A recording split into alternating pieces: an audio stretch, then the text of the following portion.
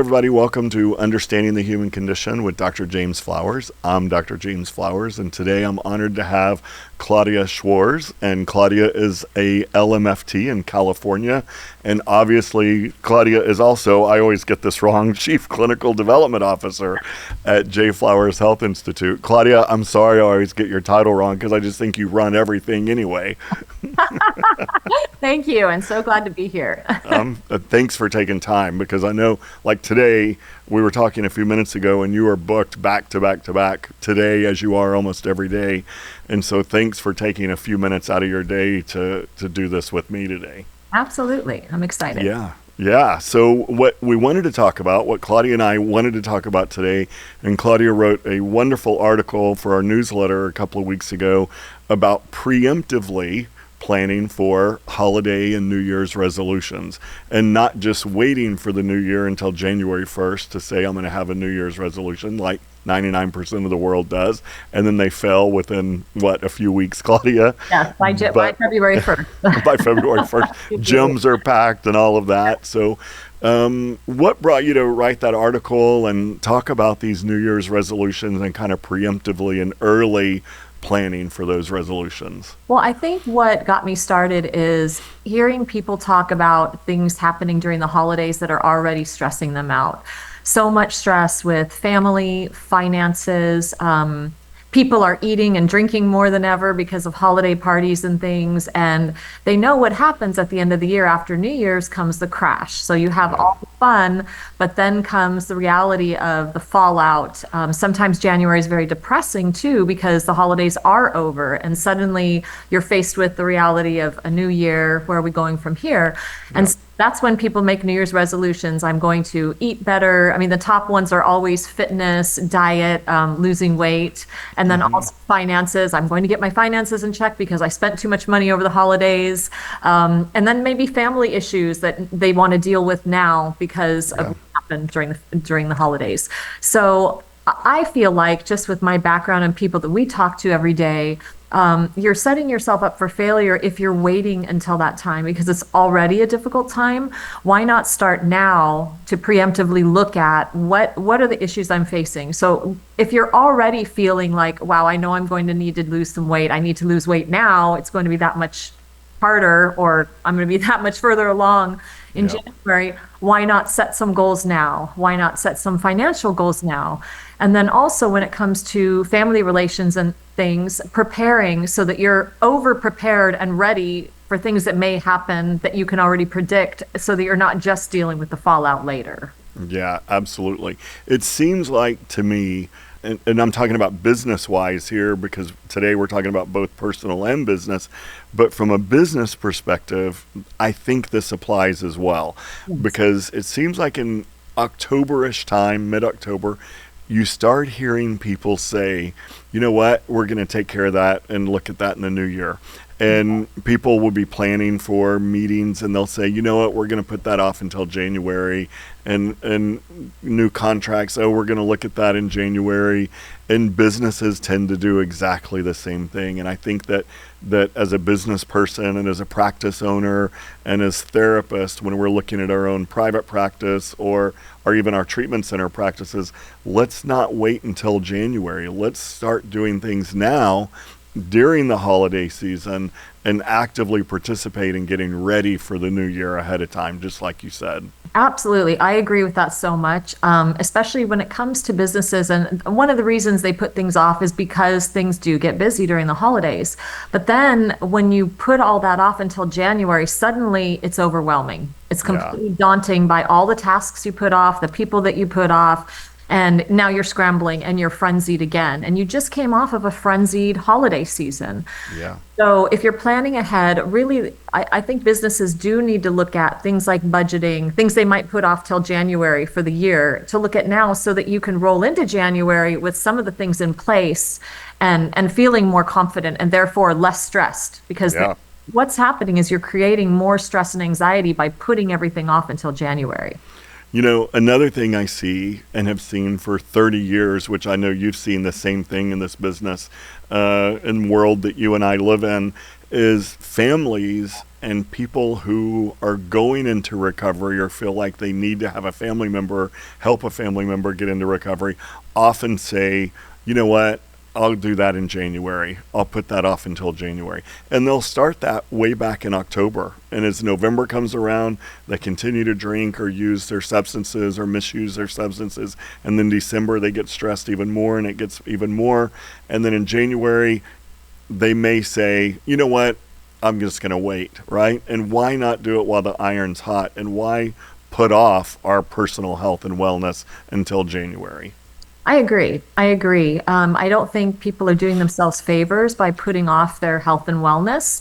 And I know it's hard during the holidays because maybe you want, especially if they're thinking about going to treatment. Yeah. It's hard to leave your family and things like that. But what is the alternative? That Yeah. especially if you have substance use issues and you're acting a fool in front of your family or some big blow up happens, you're trying to prevent that, and your family will thank you so much more that you're seeking the help than if you're there at Christmas time or Hanukkah Yeah. time and things are exploding. And the Yeah. same, even starting with a therapist, even if it's just, you can start small. I think that's also daunting for people. They think they have to change everything at once. Hmm. Starting small, let's go talk to a therapist, or see a psychiatrist, or if you're trying to lose weight, let's start off small. Let's start walking every day if you're doing nothing, or Yeah. 30 minutes a day, or just something that you can achieve, because the smaller goals will help you achieve that. If you try to go completely, I'm going to go to the gym 7 days a week, Hmm. in an hour, it's very difficult to maintain that. And Yep. you're setting yourself up for failure again. And Yep. the goal is to keep going so that when January rolls around, now you've got a big, huge head start and you just keep going with it as opposed to starting over again. And anybody that knows Claudia and looks at your social media knows that you and your husband, Paul, are already physically fit because you guys are always on the beach riding your bikes or riding your bikes somewhere and exercising, and you're out in the snow up at your cabin and doing physical activity. So you guys do that now.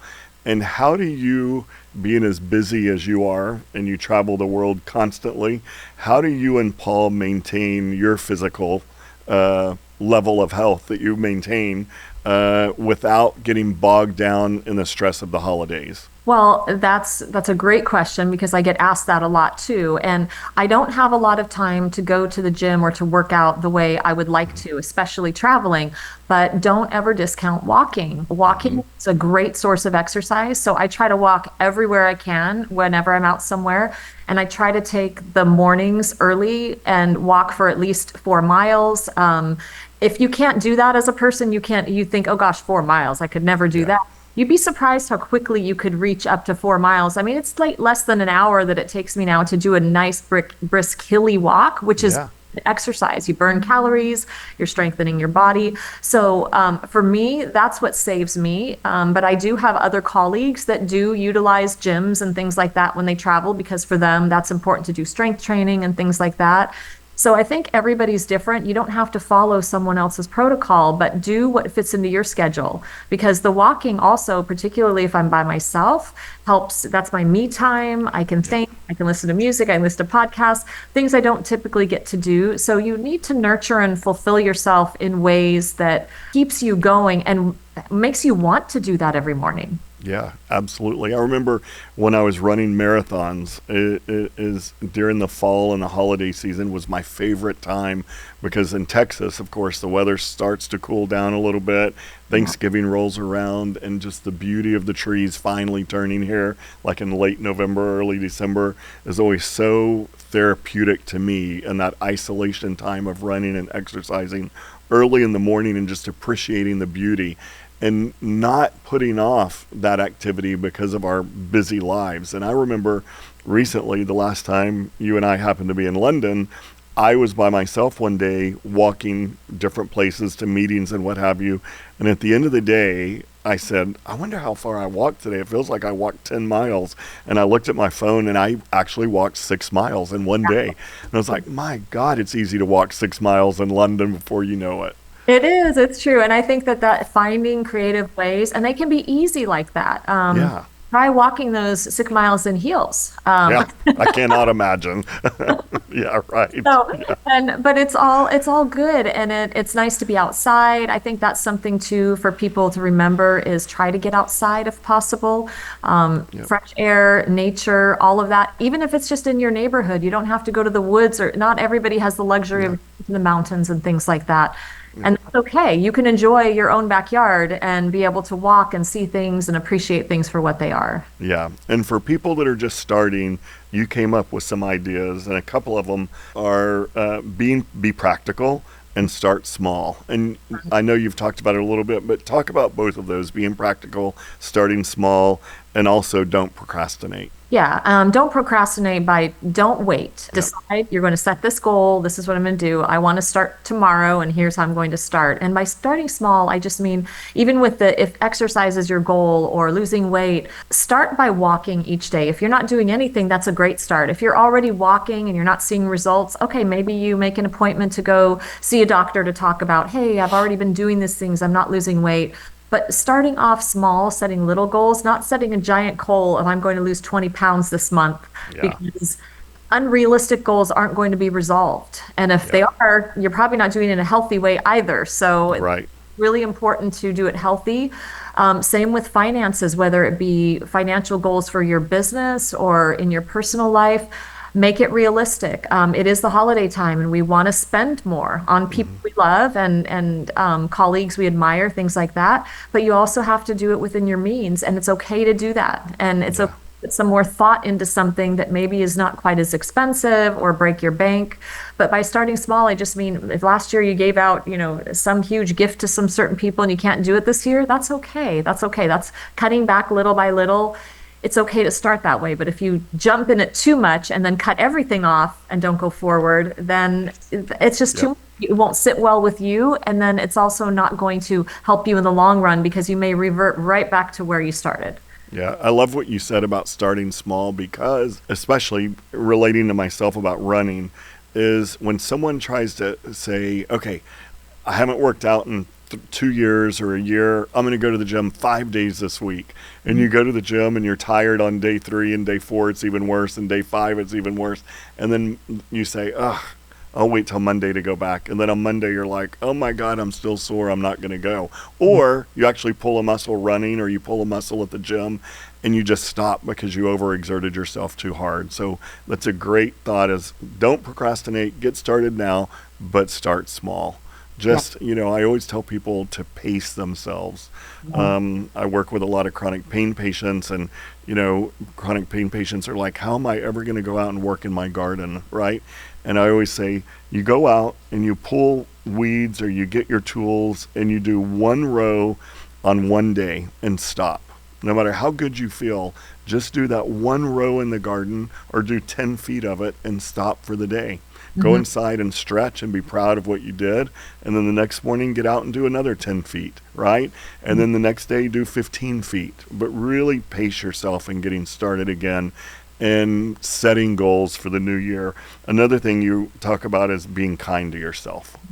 Yes, absolutely. And you just said it actually by setting that small goal, accomplishing it, and feeling good about what you just did. Because Yeah, what you did was something, even if it wasn't maybe the goal that you have in mind, that you want to do something much bigger, you still did it. So right, give yourself some validation for that, but then also don't punish yourself that you can't do more than that. right. Absolutely. And also holding yourself accountable, right? Because so many of us, including me, don't hold ourselves accountable sometimes, and that can get away from us. And I have to catch myself and say, all right, why didn't you go to the gym today? Or why did you cancel that personal training appointment yesterday? Because I did. Tuesday I canceled my training because I was too busy at the office. And so my trainer sent me a message this morning and held me accountable and said, you better be here at 12 o'clock today. I said, I will, I promise. Okay, yeah, no, I think that's beautiful what you said about being kind for yourself and also being accountable, because you do need to have someone or something that does hold you accountable. And sometimes people don't have a buddy or a significant other or a trainer, somebody to do that. But it's so easy now with phones to have apps and things like Yeah, that will reminders, and in a kind way. They're not punishing you for not doing yeah, something. they're saying, wait, you haven't had your steps in today. Okay, that should be a reminder. But again, set the goals small so that they're not daunting each day. And then you want to just throw your phone because it's giving you so many reminders because you Yeah, haven't done what you said you were going to do. exactly. That's right. And so when you're kind to yourself, when you started small, you've been practical, you've not procrastinated, and you're doing everything the recipe, as I call it, calls for. And all of a sudden in that first month, you're like, God, I didn't lose any weight, or I don't notice bigger muscles, or I don't notice any more toning or anything. Don't give up is another recommendation you have. Yeah, I think so. Don't give up because things take time. It took a long time to get to where you were at, and it will take time to get to a place where you're happier or you feel better about yourself. And sometimes things like weight loss or fitness, especially as we're getting older, it just takes more time. But Yeah. just remind yourself that all that you're doing is just building strength and building that resilience, and it will come. It absolutely will come. And if, after a month you're feeling like you saw no results, then maybe it's time to talk to somebody about, okay, what should the results look like, or what's my body doing? Hmm. Even financially, if you've got goals that you're setting and it's just not working out, well, then maybe it's time to reach out to a professional or someone who can help you. Just like mental health or physical health or chronic pain, like the things that we do to help people with. If starting off small hasn't helped, but you're in a direction you want to keep going, then maybe it's time to reach out to some professionals who can really help you get to the next step. Yeah, absolutely. And let's talk a little bit about, excuse me, let's talk a little bit about stress in the holidays when you're in recovery, especially newly in recovery, but just stress and wellness and how to handle yourself when you're in recovery and you're invited to so many Christmas events and Christmas parties and things like that. What are some tips that you talk to people about staying healthy, well, and in recovery? Well, and that's a difficult thing for some people, especially newly in recovery. If you've been in recovery a long time, it's a lot easier to navigate. Hmm. But I would say, first of all, just be really mindful of the situations you're putting yourself into. If it's something where there'll be a lot of alcohol and people will be drinking a lot, and that's really difficult for you and could trigger you, you should have Hmm. somebody with you who that you can talk it through, or you can leave if you need to. Be prepared for alternatives for yourself so that you can feel good. I always tell people too, you know, one of the things that people in recovery say to me a lot is, it's really sad when all these really cool cocktails are going around and I can't partake. And I tell them to make you the exact same thing without alcohol. You can still have Exactly. a fun, festive drink in your hand, and it doesn't have to have alcohol in it. Yep. So things that make you feel happier in the moment and feel more included, but also be careful about things that are not good situations for yourself and don't put yourself in them. Yeah, absolutely. And I always also talk about going to parties with a buddy, right? And having a colleague or having a friend or a buddy system there, so that you can, when you are stressed, you can have someone to talk to. And also, when you go to a party, if you're feeling like everybody is getting out of control and you're in recovery and you're starting to feel stress, what do? There's no problem with leaving. No problem. No. Yeah. No pressure to stay. No pressure to stay. Even people that are not in recovery should have no pressure to stay in that situation. Exactly. We all can leave at any time. Yes, we all can leave at any time. Such a good point. Yeah, that's right. I know. I want to wrap it up just a little bit, but I'd love to know, Claudia's, give me two of your early ideas of what you're going to do for the New Year's resolutions, or Sure. if you have Well, any. no, Yeah. I do. I've started with a couple of them. One is family. Family is stressful. There's a lot of family in town. We have some people that are not going to be here for the first time for the holidays. That creates some stress and anxiety. Yeah. So thinking of creative ways to navigate all of that so that everybody's, in check and that we'll have a good time and try to mitigate as much of any issues that could arise. So I'm trying to think of that ahead of time. Hmm. But for myself, some personal goals for fitness and just strength training. Last year I had a major surgery that I couldn't really ski at all. And so I haven't and I'm a big skier, and for people Hmm. that don't know me, but I want to do it safely after having not really skied for now almost 2 years. So I already started with strength training, walking more, doing more hills, things like that, so that I can prepare myself because it's coming up and I want to have a good time and no broken bones or anything like that. And I think that will just be better for my overall health. So I've already started doing that. Please don't break any bones. No, I don't plan to. So That's right. I know. Safely, so. I know. Yeah. Well, Claudia Schwarz, Chief Clinical Development Officer for J Flowers Health, thank you for being here. I appreciate you so much. And Claudia and I just really want to encourage all of our listeners and viewers and family of J Flowers, just take it easy.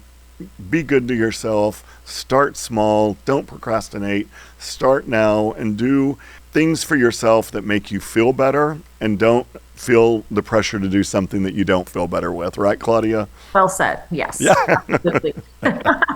Thank you so much for having me. Yeah, you bet. Go have a good day. I know you're booked and you're like, I have to go. So, yeah. Thanks, Thanks, Claudia. Much. All right. Yeah. Bye-bye.